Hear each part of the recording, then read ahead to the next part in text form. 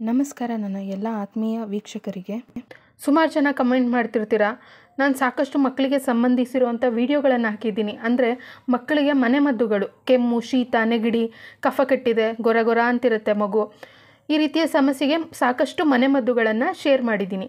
ಆ ವಿಡಿಯೋ ನೋಡಿದಂಥವ್ರು, ಅಕ್ಕ ನಮ್ಮ ಮಗುಗೆ 2 ತಿಂಗಳು, ನಮ್ಮ ಮಗು 3 ತಿಂಗಳು, 4 ತಿಂಗಳು, ನಾವು ಈ ರೆಮಿಡಿನ ಹಾಕ್ಬೋದಾ ಅಂತ ಕೇಳ್ತೀರಾ. ಬಟ್ ನಾನೇನು ಹೇಳ್ತೀನಿ ಅಂದರೆ 6 ತಿಂಗಳು ಒಳಗಿನ ಮಕ್ಕಳಿಗೆ ಯಾವುದೇ ರೀತಿಯ ಇಂಟರ್ನಲ್ ರೆಮಿಡಿ ಕೊಡೋದು ಅಷ್ಟು ಸೇಫ್ ಅಲ್ಲ.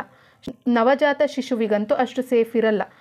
ಮಗು ಹುಟ್ಟಿ 1 ತಿಂಗಳಾಗಿದೆ, 2 ತಿಂಗಳಾಗಿದೆ ಅಂದರೆ ಯಾವುದೇ ರೀತಿಯ ಮನೆಮದ್ದುಗಳನ್ನು ಕೊಡೋದು ಸೇಫ್ ಅಲ್ಲ. ಆದರೆ ಡಾಕ್ಟರ್ಸ್ ಹತ್ರ ಹೋದರೂ ಕೂಡ ಅವರು ಮಕ್ಕಳಿಗೆ ಇವಾಗ ಯಾವುದೇ ರೀತಿಯ ಔಷಧಿಗಳನ್ನ ಹಾಕಬಾರ್ದು ಅಂತಲೇ ಹೇಳ್ತಾರೆ. ಹಾಗಾದರೆ ಮಗುಗೆ ಶೀತ ಆಗಿದೆ, ನಾವು ಯಾವ ಥರ ಮನೆಮದ್ದನ್ನು ಕೊಡ್ಬೋದು, ಎಕ್ಸ್ಟರ್ನಲ್ ರೆಮಿಡಿನ ಶೇರ್ ಮಾಡ್ತೀನಿ ನೋಡಿ.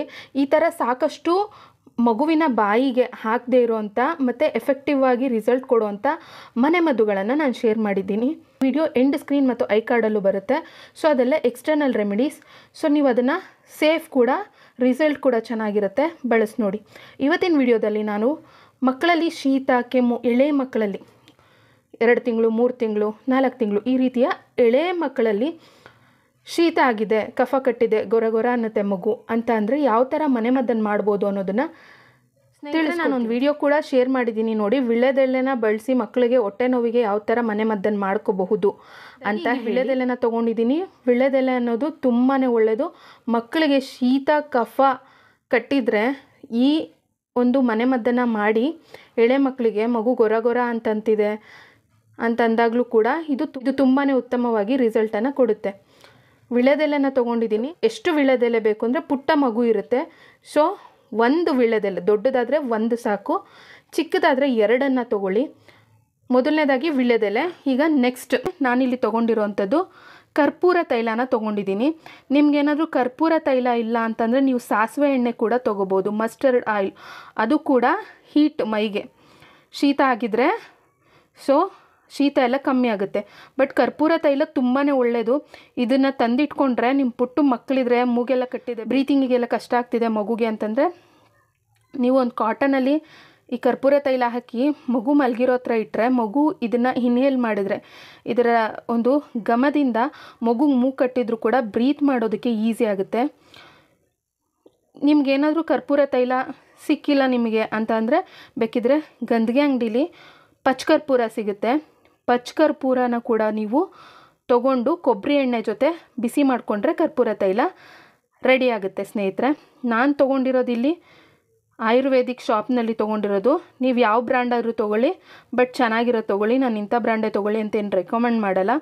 ಇದು 200 ml ಇದೆ ನೋಡಿ, 169 ರುಪೀಸ್ ಏನೋ ಇದು. ಸ್ವಲ್ಪ ಇಲ್ಲಿ ಪ್ರೈಸ್ ಎಲ್ಲ ಅಷ್ಟು ಕಾಣಿಸ್ತಾ ಇಲ್ಲ. ಸೊ ಕರ್ಪೂರ ತೈಲ, ಇಲ್ಲಾಂದರೆ ಸಾಸಿವೆ ಎಣ್ಣೆ ತೊಗೊಳ್ಳಿ, ಇಲ್ಲಾಂದರೆ ಕರ್ಪೂರ ತೈಲನ ಮನೆಯಲ್ಲೇ ತಯಾರಿಸ್ಕೊಳ್ಳಿ.